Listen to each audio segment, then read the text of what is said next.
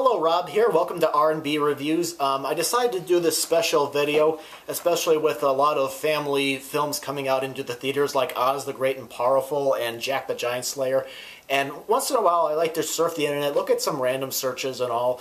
And I decided to go visit the Mary Poppins discussion page on Internet Movie Database just to see what people are saying. And this topic kind of struck me, that this is a real topic off Internet Movie Database. It said, "Why do children find this boring today?" And it kind of got me thinking, what if we did live in a world where all these classic films, everybody quit watching? Like, I mean, I found a bunch of them right here around my house. You know, what if people stopped watching movies like Mary Poppins, Wizard of Oz, Willy Wonka and the Chocolate Factory? Oh, how about this one? Chitty Chitty Bang Bang, you got Knobs and Brewsticks, or Pete's Dragon. So here's an actual quote from one of the discussion pages. Like, "I talked to many parents today, and they tell me the same thing, that their children can't sit through Mary Poppins, that within 10 minutes of playing the DVD, the children get restless and don't want to watch this. I've heard this time and time again." Let's see, another one is, "The commercial movies kids are exposed to today are a lot more fast-moving than the family movies of yesteryear. In other words, a movie like Poppins might seem very slow to kids today." I don't know. I mean, like I said, I haven't found any, survey or proof to come to do this, and I know there's, it could be just a personal taste, but still, it kept me wondering. What if we lived in a world where these classic family films were just viewed as out of date, and people, families, kids, and all that quit watching them? So what I decided to do is I decided to do this special video where, looking at, the children's films of the past and today, and comparing them and what has changed and all that. And the first one is pretty obvious. The technology that these films were made has changed. The older films they didn't have, computer generated effects like we do now. They use stuff like optical effects, where they would, let's say, film an actor against a blue screen and then carefully print the background onto the negative, or back projection, where they had projectors screening the background by an actor, or matte paintings, where they would create a background with paintings on glass. Flying wires, like in Willy Wonka and the Chocolate Factory, where Grandpa Joe and Charlie are flying through the air after drinking that pop. They used wires and all that stuff.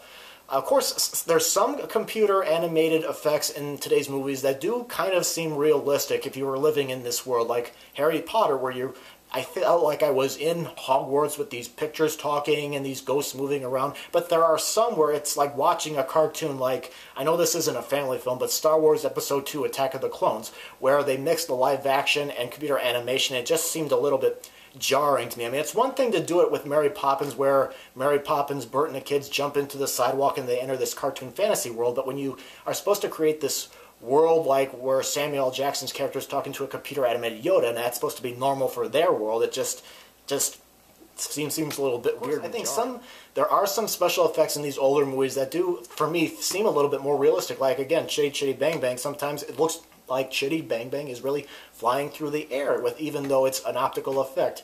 Of course, there's a lot more you could do now with special effects. I mean, sometimes I think they kind of overtake the movies now, like Jack Frost that came out a few years ago, where it's like, oh, look at all the cool things we can do with these special effects.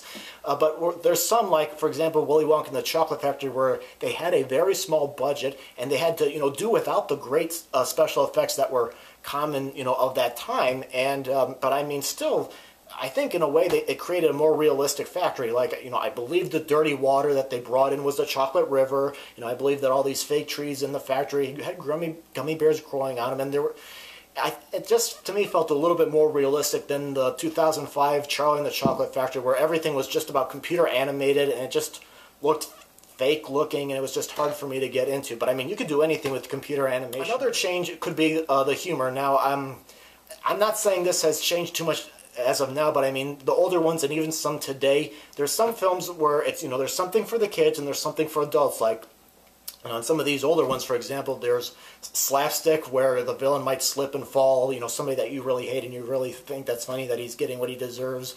And there's also double entendres, for the adults that might go over the kids' heads, that the adults will get. Like, for example, Shrek. There's all these jokes about the prince's size. There's something for the kids, there's something for adults.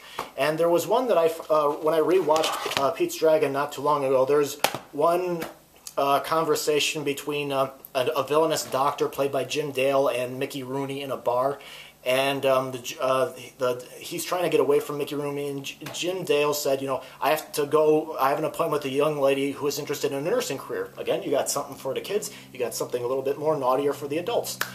You know, but there's some family films where I just feel like the humor is just a little bit low. Like, for example, Family Size, where there's just a lot of Twilight humor running around, and it's just, I just don't care so much to it.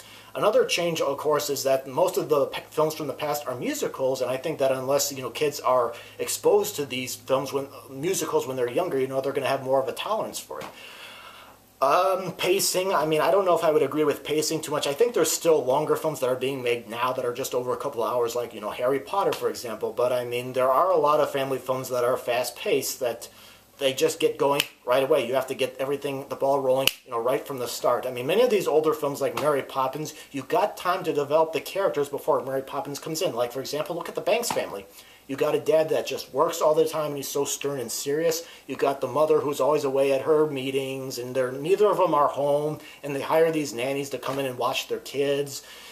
And, you know, you got time to actually look at how their family was before all this happened, you know. And, of course, another example, Chitty Chitty Bang Bang. You know, it seems like an eternity before you see the car up and running and the adventure really begins, but you get to spend time, again, with the characters. The family is... The dad in the movie is played by Dick Van Dyke.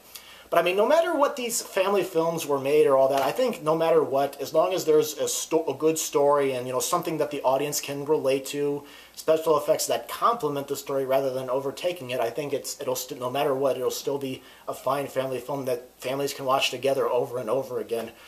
You know, and there's themes that could go with it, you know, friendship, making time for your family, you know, don't be spoiled. Think of others before you think of yourself, you know, that sort of thing. So, like I said, maybe I'm overthinking what I saw there, but still, it just got me thinking. All right, well, I'm going to go ahead and open the floor to you. Thank you very much for letting me ramble on. If you have any experience, whether you've tried to show or you've heard about, you know, people trying to show their kids these films and they think they're boring, or whether you have a hard time sitting through today's family films or whatever, go ahead and post your comments. I do greatly appreciate it. So, again, thank you very much for watching.